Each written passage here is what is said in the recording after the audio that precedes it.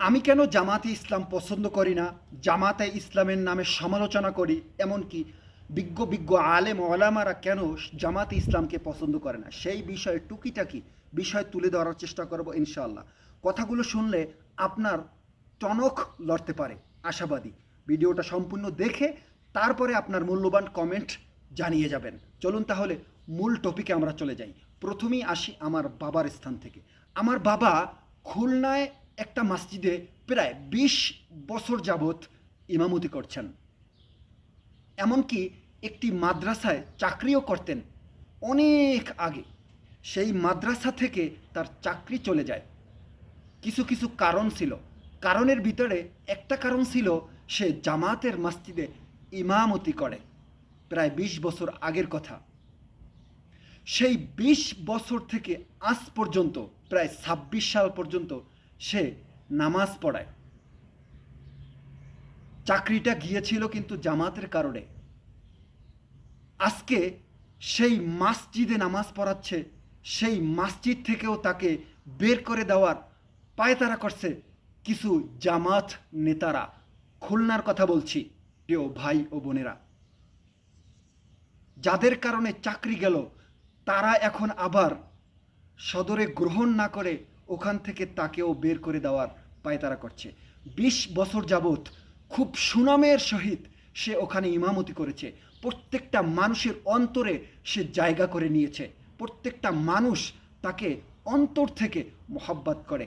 আমাদের ২০১৯ সালে আমাদের ঘরে আগুন লেগে পুড়ে যায়। এমনকি বাবার মসজিদের সকল মুসল্লিরা গাড়ি ভরে তারপরে আমার বাড়িতে এসে, বরিশালে এসে তারপরে আমার বাড়ি দেখে যায়। কতটা মোহাব্বত ছিল মুসল্লি এবং ইমামের মাঝখানে, আপনি কি চিন্তা করেছেন? সেই মসজিদের ইমামকে ২৪-এর পরে, গণ অভ্যুত্থানের পরে কিছু লোক, জামাতের কিছু নেতারা আমার বাবাকে বাহির করে দেওয়ার পায়তারা করছে। আপনি এখন বলতে পারেন এই কারণে কি আপনি জামাতকে অপছন্দ করেন? শুধু এই কারণে নয়, শুধু আমার বাবাকে নয়, আরও মানুষকে মসজিদ থেকে বাহির করে দিয়েছে। আমার বাবা এখন পর্যন্ত টিকে আছে তার যোগ্যতার কারণে, তার চলাফেরার কারণে, তার কথার কারণে, তার নম্রতার কারণে এখনও মসজিদে টিকে আছে। কিন্তু পিসপুর ভান্ডারিয়া মডেল মসজিদের ইমামকে অলরেডি বাহির করে দিয়েছে জামাত নেতারা। এখন আপনি কি বলবেন? এটা তো দূরের কোনো মানুষ নয়। এখন আপনি কি বলবেন? আপনার ঘরের পাশের ইমামকে বাহির করে দিয়েছে। বিশ্বাস না হলে ছোট্ট একটা ভিডিও আমরা দেখি। উনি হলেন পক্কেলি মুমিনিয়া আলিম মাদ্রাসার ভাইস প্রিন্সিপাল, উনি এবং হাফেজ ইমরান সাহেব, মিয়াবাড়ি মসজিদের ইমাম সাহেব, এবং আনোয়ার হোসেন, উনি সম্ভবত মনে হয় পৌর জামাত ইসলামের জয়েন্ট সেক্রেটারি হবে। এরা তাদের দলীয় আশেপাশে কিছু লোকজন জড়ো কইরা ইউনূস স্যার এখানে একটা প্রজ্ঞাপন জারি করছিল যে আমাকে নামাজ পড়াইতে দেবে। এখানে এই নোটিশে যে আমি যেহেতু পুনর্যাচাইতে টিকছি, অতএব আমাকে তারা নামাজ পড়াইতে দেবে ইউনূস স্যার, এরকম। এই প্রজ্ঞাপনটা যখনই জারি হইলো তখনই তারা ওখানে ২০-২৫ জন লোক জড়ো করে মডেল মসজিদের গেটে একটা মিছিল দিল, কি যে আমাকে যদি মডেল মসজিদে নামাজ পড়ে দেওয়া হয় তাহলে ইয়াসিন আরাফাত রানা স্যার, যে ইউনূস স্যার ছিলেন, তার বিরুদ্ধে জুতা মিছিল, জারু মিছিল করা হবে।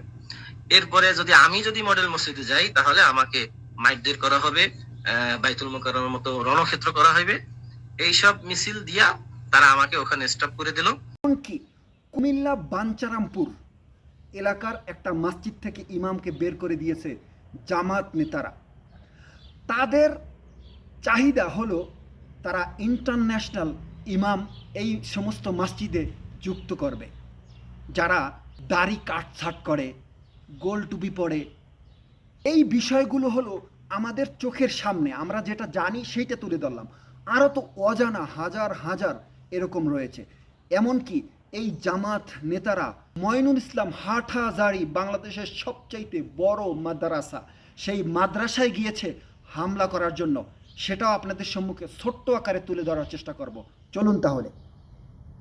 বাংলাদেশে হাটহাজারী মাদ্রাসাকে বলা হয় উমুল মাদারিস, অর্থাৎ সব মাদ্রাসার মাতা, হাদিস শিক্ষার এক অপ্রতিদ্বন্দ্বী কেন্দ্র। কিন্তু ইতিহাস বলে এই পবিত্র প্রতিষ্ঠানও রক্ষা পায়নি নামদারি ধর্মীয় পোশাকে রাজনীতি করা দলের রাজনৈতিক থাবা থেকে। এরা আমাদের হাটহাজারী মাদ্রাসা জ্বালাইয়া আশা করি পোড়াইয়া আপনি নাশ করার এই জন্য ভিডিওটার মাধ্যম 30 থেকে বন্দুক কিছুটা ওগারা হলেও 100 বাজার হইতে আসলে হইয়া আমি কেন গুন্ডারা ওলামায়েরা বিয়াই ছিল। আসলে আমি কেন ওলামায়ে কেরামরা কেন জামাতকে পছন্দ করে না। এখন আসি এই মুহূর্তে এসে ইসলামী আন্দোলন থেকে কেন তারা বের হয়ে গেল বা ইসলামী আন্দোলন কেন বের হয়ে গেল। অনেকেই আমরা বলছি চেয়ারের জন্য, চেয়ারের জন্য। তাহলে আপনার কথাটা আমি 1 মিনিটের জন্য মেনে নিলাম, হ্যাঁ তারা চেয়ারের জন্য তাদেরকে ছেড়ে দিয়েছে, চেয়ার বেশি চেয়েছে, কারণ চরমনাইয়ালারা খাই তারা অতিরিক্ত খাইতে পছন্দ করে, এটাই তো আপনার বক্তব্য, তাই না? তাদের কম দিয়েছে, তাদের পেট ভরেনি, এই জন্য তারা বাহির হয়ে গিয়েছে। এখন আসেন, আপনারা যে 170টা আসন নিয়ে লড়তেছেন তাতে কোনো সমস্যা হচ্ছে না? আপনারা 150টা নিতেন, আপনারা 170টা কেন নিতে গেলেন? আপনারা 150টা নিলেও তো যদি আপনারা জিততে পারতেন প্রত্যেকটা আসন থেকে, তাহলে তো আপনারাই সরকার গঠন করতে পারতেন। মানে অন্য মানুষ চাইলে সেটা খাই তেরা লোভী, আর আপনারা নিজেরা নিয়ে বসে থাকলে সেটা লোভী না। তাহলে এইটা বুঝতে চাচ্ছেন? এখন আসি দ্বিতীয় টপিকে। আপনারা যখন ইসলামিক দলগুলো একত্রিত হওয়া শুরু করেছেন, ইসলামী আন্দোলন সবাইকে যখন ঢাক দিয়েছে, তখন কথা ছিল কি? কথা ছিল ইসলামের জন্য একটি বাক্স থাকবে। আবারও বলছি, ইসলামের জন্য একটি বাক্স থাকবে, অর্থাৎ ইসলামিক সকল দল একত্রিত হবে এবং বাংলাদেশের যত ইসলাম প্রেমিক মানুষ আছে, ইসলামকে ভালোবাসে, শরিয়া আইনকে ভালোবাসে, কোরআনকে ভালোবাসে, তারা সবাই একটি বাক্সে ব্যালট পেপার ঢুকিয়ে ইসলামকে বিজয় করবে, বাংলাদেশকে কোরআন দিয়ে শাসন করবে। আপনারাও তাতে একমত ছিলেন। এমনকি আপনারা বিএমপিকে ট্যাগ লাগিয়ে একটা কথাও বলেছেন যে যারা শরিয়া আইন মানে না, যারা শরিয়া আইন বিশ্বাস করে না, যারা শরিয়া আইন কায়েম করতে চায় না, তাদের পক্ষে আমরা নাই। যদি আপনারা বিশ্বাস করেন, যদি আপনারা মেনে নেন, তাহলে আপনাদের পক্ষ হয়ে আমরা কথা বলবো। এই কথাটা জামাতে ইসলামের নেতারাই বলেছিল, কিন্তু নির্বাচনের আগ মুহূর্তে এসে তারা নিজেদের বক্তব্য পাল্টে দেয়। তারা নিজেরাও বলে আমরা চলমান যেই সংবিধান রয়েছে সেই সংবিধানে আমরা দেশ পরিচালনা করব, আমরা শরিয়া আইন কায়েম করব না। এমনকি তারা গোপন বৈঠক করে ইন্ডিয়ার সাথে, এমনকি তারা গোপন বৈঠক করে আমেরিকার অ্যাম্বাসির সাথে। আপনারা বৈঠক করেন, কোনো সমস্যা নাই, কিন্তু গোপন কেন? ডাল মে কুছ কালা হে, কেন গোপন করতে হবে? আমেরিকার অ্যাম্বাসিতে বসে তারপরে আমেরিকার কিছু ইহুদি খ্রিস্টানরা তাদেরকে প্রশ্ন করে, আপনাদের সাথে তো ইসলামিক কিছু মৌলবাদী রয়েছে, ইসলামী আন্দোলন বাংলাদেশ নাম ধরেই বলছে, তাহলে এরা তো মৌলবাদী। তখন জামাতে ইসলামের নায়েবে আমির একটা কথা বলেছে। কি বলেছে জানেন? আমাদের সাথে যে ইসলামী আন্দোলন বাংলাদেশ আরও ইসলামিক দল আছে, তাদেরকে আমরা মৌলবাদী থেকে দূরে নিয়ে আসার চেষ্টা করছি। এই ভিডিওটা আমার কমেন্ট বক্সে দিয়ে দেব, সত্যি না মিথ্যা, কারণ এখানে দিলে ভিডিও বড় হয়ে যাবে, দেখে নেবেন। তাদেরকে দূরে সরিয়ে দেওয়ার চেষ্টা করছে, মাইনে কি? ইসলামপন্থী যারা, তাদেরকে দূরে সরিয়ে দেওয়ার পায়তারা আগের থেকেই তারা করে আসছে।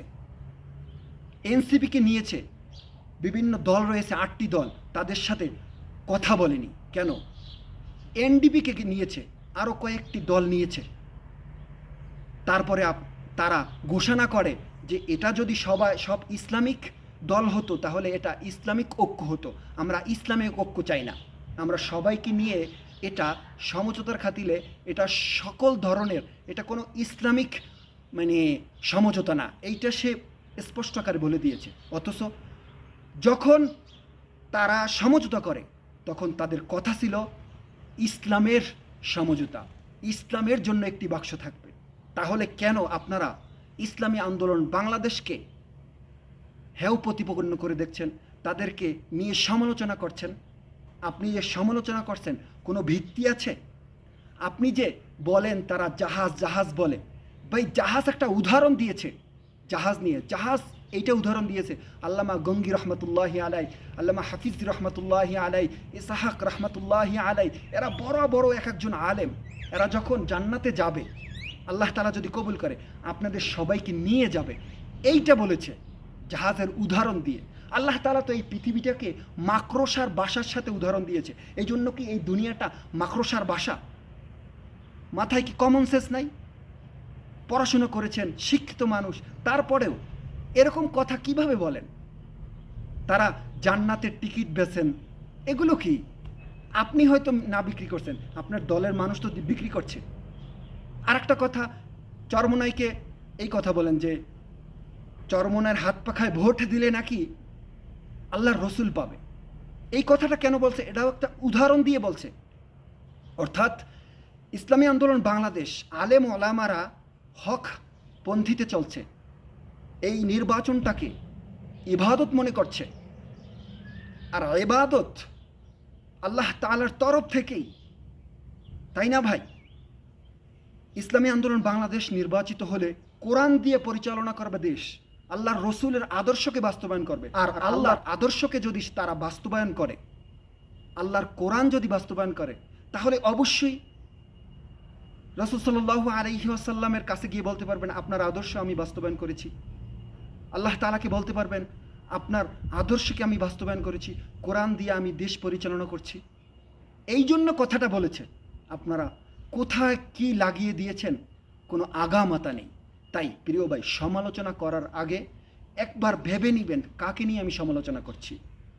যার পক্ষে আপনি সাফাই গাচ্ছেন তার ব্যাকগ্রাউন্ড দেখবেন, সে কেমন মানুষ, কি করে। ইসলামী আন্দোলন বাংলাদেশকে নিয়ে সমালোচনা করার আগে দুইবার ভাববেন কাকে নিয়ে আমি সমালোচনা করছি। যারা তাহাজ্জুদ গুজারি, তাদের রক্তে কোনো ভেজাল নেই, তাদেরকে নিয়ে কেন সমালোচনা করছেন? অন্য অন্য দলে যদি 80% ভালো কাজ করে, ইসলামী আন্দোলন বাংলাদেশ 90% ভালো কাজ করে। এই জন্য আমি ইসলামী আন্দোলনকে ভালোবাসি। আশা করি সকল কিছুর মাধ্যমে আপনি বুঝতে পেরেছেন আজকের মূল টপিকটা কী ছিল। আল্লাহ তাআলা আমাদের সকলকে সঠিকটা বোঝার তৌফিক দান করুক, আমিন। ভিডিওটা ছড়িয়ে দেবেন সকলের মাঝে।